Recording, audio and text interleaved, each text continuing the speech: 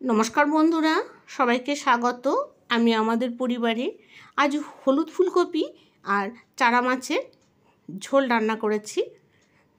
एर जोन्नो आमी एकटा हलुद फुलकपि नियेछि, एकदम टाटका।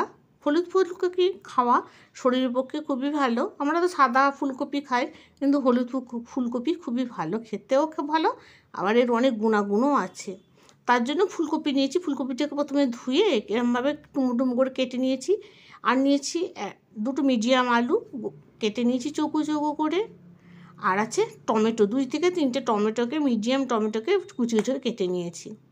एखाने आमि 4 पिस माछ नियेछि, आपनादेर जेमन प्रयोजन सेई अनुयायी नेबेन। माछटाके नुन हलुद माखिए भेजे निচ্ছি।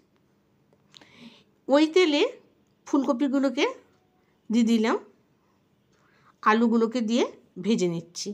ফুলকপিগুলোকে খুব একটা ভালো কড়া করে ভাজবো না, হালকা ভাজবো, দেখতে ভারী সুন্দর, রংটা ভারী সুন্দর লাগে। বন্ধুরা, যে সমস্ত বন্ধুরা ভিডিওটা দেখছেন একটা লাইক দেবেন, কমেন্ট করবেন।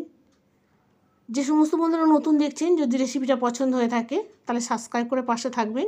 আমি মানসী। ফুলকপিগুলো ভেজে তুলে নিয়েছি।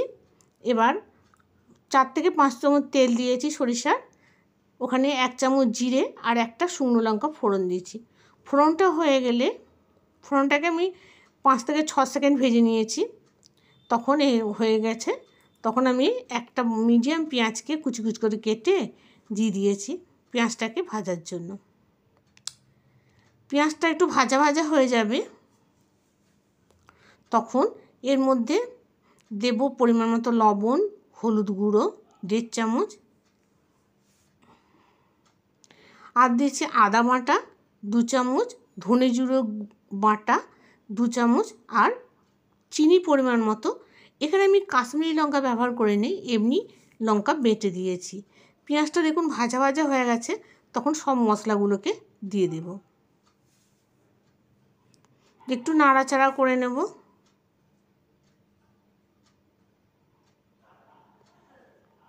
এবার লঙ্কা বাটাটাকে দিয়ে দেব।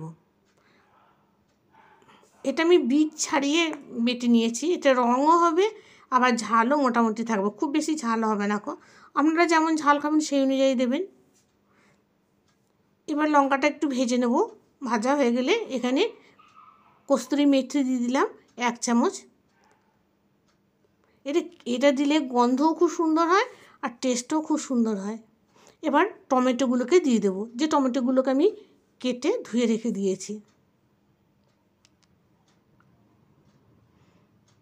টমেটোগুলোকে দিয়ে খানিকক্ষণ নাড়াচাড়া করব।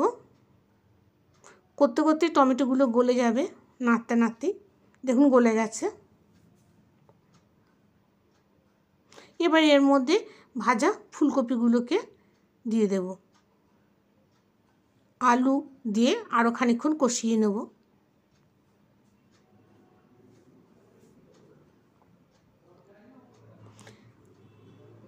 ভালো করে ফুলকপির সাথে মশলাটা ভালো করে কষিয়ে নিচ্ছি।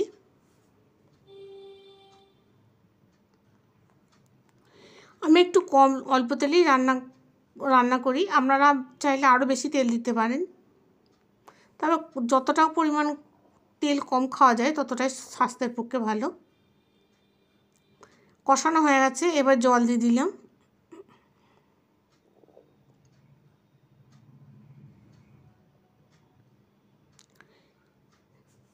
এবার ঢাকা দিয়ে দেবো, গ্যাসটাকে একদম লোতে রেখে দেবো।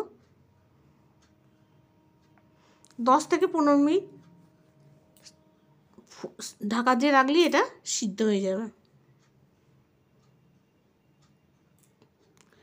10 মিনিট পর ফিরে এসে দেখুন, খুলে দিলাম ঢাকাটা। আলুগুলো কপি সব সিদ্ধ হয়ে গেছে। এবার মাছগুলোকে দিয়ে দেব।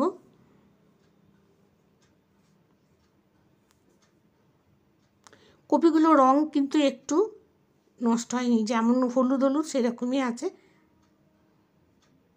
দেখতেও খুব সুন্দর লাগে আর খেতেও খুব সুন্দর লাগে। এবার মাছগুলোকে দিয়ে দিলাম।